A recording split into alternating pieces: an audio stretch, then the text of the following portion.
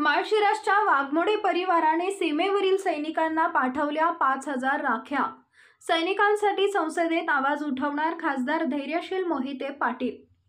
सैनिक म्हटलं की आपल्या शरीरात एक अद्भुत शक्तीचा संचार झाल्याचं अनुभूती येते। सैनिकांच्या योगदानातूनच संपूर्ण देश सुखाची झोप घेऊ शकतो। देशप्रेमाचं जिवंत रूप म्हणजे देशाच्या सीमेवर प्रतिकूल परिस्थितीतही खडा पहारा देत देशाच्या सुरक्षेसाठी प्राणाची बाजी लावणारा सैनिक। सण असो वा आनंदाचा दिवस, देत सेवा हाच मोठा सण मानणारे सैनिक बांधवांमुळेच आपण ताठमानेनं देशातील महाशक्ती बनण्याचं स्वप्न पाहत असतो। अशा या सैनिक बांधवांच्या योगदानाची जाणीव ठेवून आपणही त्यांच्या प्रती स्नेहभाव जपावा, त्यांनाही देशातील बहिणींची मायेचा प्रेमळ अनुभवता यावा, या जाणीवेतून एक राखी सैनिकांसाठी ही संकल्पना मनात रुजवून माळशिरस येथील श्री व सौ शोभा तानाजी वाघमोडे व त्यांच्या कुटुंबियांनी आपल्या स्वतःच्या हाताने तिरंगा कलरमध्ये राख्या तयार करून आपल्या भारत मातेच्या विविध सीमेवरील सैनिकांना पाठवण्याचा कार्यक्रम खासदार धैर्यशील मोहिते पाटील यांच्या हस्ते माळशिरस पंचायत समिती माळशिरस इथं करण्यात आला। आपले सर्वस्व अर्पण करणाऱ्या, दिवस रात्र देशाच्या रक्षणासाठी तैनात असलेल्या, काश्मीर ते कन्याकुमारी आणि राजस्थान ते मणिपूर पर्यंत असलेल्या सैनिकांसाठी माळशिरसमधील वाघमोडे कुटुंबीय सैनिकांप्रती प्रेम, आपुलकी निर्माण करत याही वर्षी प्रेमाचे प्रतीक असलेले राखी देशातील 18 युनिटमधील हजारो जवानांना हजारो राख्या पाठवले। यावेळी देशातील जनतेला सैनिकांप्रती प्रचंड आदरभाव आहे। सीमेवर कर्तव्यावर असणाऱ्या अथवा निवृत्त सैनिकांच्या समस्या सोडवण्यासाठी आपण कटिबद्ध आहोत। त्यांच्या अडचणी जाणून घेण्यासाठी सैनिकांसाठी संसदेत आवाज उठवणार असल्याची ग्वाही खासदार धैर्यशील मोहिते पाटील यांनी दिली। पुढे बोलताना खासदार मोहिते पाटील यांनी वाघमोडे कुटुंबियांच्या उपक्रमाचे कौतुक करत असे उपक्रम सैनिकांसाठी प्रेरणादायी असल्याचं सांगितलंय।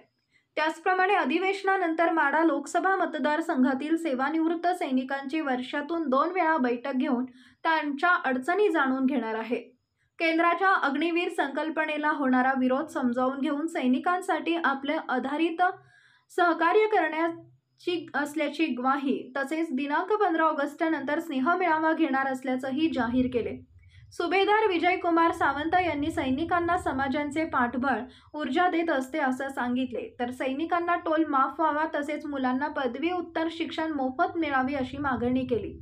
मेजर राजेंद्र आढाव यांनी सैनिकांच्या अडचणी सांगून त्या अडचणी संसदेत मांडण्याची मागणी केली। यामध्ये तालुक्यात मिलिटरी कॅन्टीन सुरू व्हावे, सैनिकांसाठी सर्व प्रकारच्या वैद्यकीय सेवा अकलूजमध्ये उपलब्ध व्हाव्यात, शासकीय प्रशासकीय कामांसाठी स्वतंत्र कक्षाची निर्मिती करण्यात यावी, अशा प्रकारच्या मागण्या खासदार धैर्यशील मोहिते पाटील यांच्यामार्फत केंद्राकडे करण्यात आल्या।